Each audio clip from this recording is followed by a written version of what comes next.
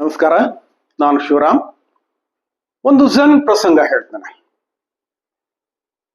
ಒಂದು ದಿನ ಇಬ್ಬರು ಬೌದ್ಧ ಭಿಕ್ಷುಗಳು, ಇಬ್ರು ಯುವಕರು ಒಂದು ರಸ್ತೆ ಬದಿಯಲ್ಲಿ ನಡೆದುಕೊಂಡು ಹೋಗ್ತಾ ಇರ್ತಾರ.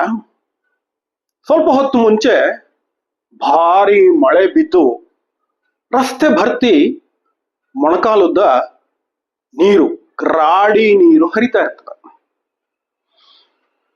ಅವರು ಮಾತಾಡ್ಕೊಂಡು ಬರ್ತಿದ್ದಾಗ ಸ್ವಲ್ಪ ಮುಂದೆ, ಮಳೆ ನಿಂತಿದೆ ಈಗ, ಸ್ವಲ್ಪ ಮುಂದೆ ಒಬ್ಬ ಯುವತಿ ಹೊಸದಾದ ಉಡುಗೆಯನ್ನ, ಡ್ರೆಸ್ ಹಾಕೊಂಡು ಬಂದಿದ್ದಾಳೆ. ಅವಳು ಆ ರಸ್ತೆಯನ್ನ ದಾಟಬೇಕಾಗಿದೆ. ರಸ್ತೆಯಲ್ಲಿ ರಾಡಿ ನೀರು ಹರಿತಾ ಇದೆ. ಅವಳು ತೊಟ್ಟಿರೋದು ಹೊಸದಾದಂತಹ ಉಡುಗೆ, ಅದು ಮೊಳಕಾಲಿನವರೆಗಿದೆ. ಅವಳು ರಸ್ತೆ ದಾಟುವುದಕ್ಕೋಸ್ಕರ ಬರ್ತಾಳೆ, ಮುಂದಡಿ ಇಡ್ತಾಳೆ.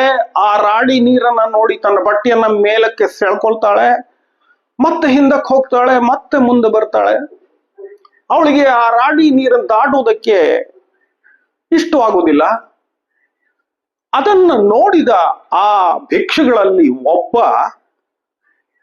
ಸೀದಾ ಅವಳ ಹತ್ರಕ್ಕೆ ಹೋಗ್ತಾನೆ.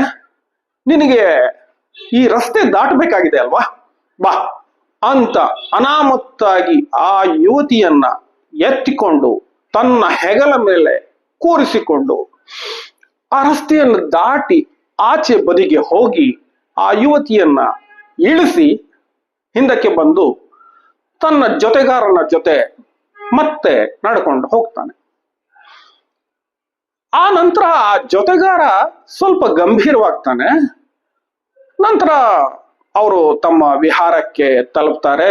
ಸಾಯಂಕಾಲ ಆಗತ್ತೆ, ರಾತ್ರಿ ಆಗತ್ತೆ, ಮಲಗುವ ಸಮಯ ಬರುತ್ತೆ. ಅವರಿಬ್ರು ಸದಾ ಜೊತೆನಲ್ಲೇ ಇರ್ತಾರೆ. ಆಗ ಆ ಭಿಕ್ಷುವಿನ ಜೊತೆಗಾರ ಅವಾಗ ಹೇಳ್ತಾನೆ, ನೀನು ಹಾಗೆ ಮಾಡಬಾರ್ದಿತ್ತು ಅಂತ. ಕೇಳ್ತಾನೆ, ಏನ್ ಮಾಡಬಾರ್ದಿತ್ತು ಅಂತ.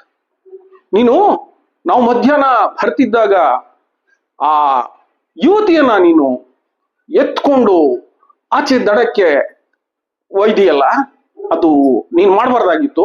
ನಾವು ಭಿಕ್ಷುಗಳು, ಸನ್ಯಾಸಿಗಳು, ಅವಳು ಯುವತಿ, ನೀನ್ ಹಾಗೆ ಮಾಡಬಾರ್ದಾಗಿತ್ತು ಅಂತ.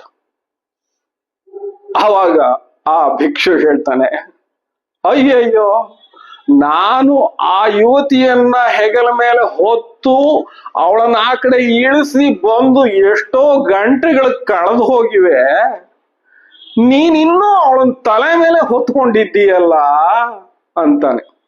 ಅಷ್ಟೇನೆ. ಧನ್ಯವಾದ.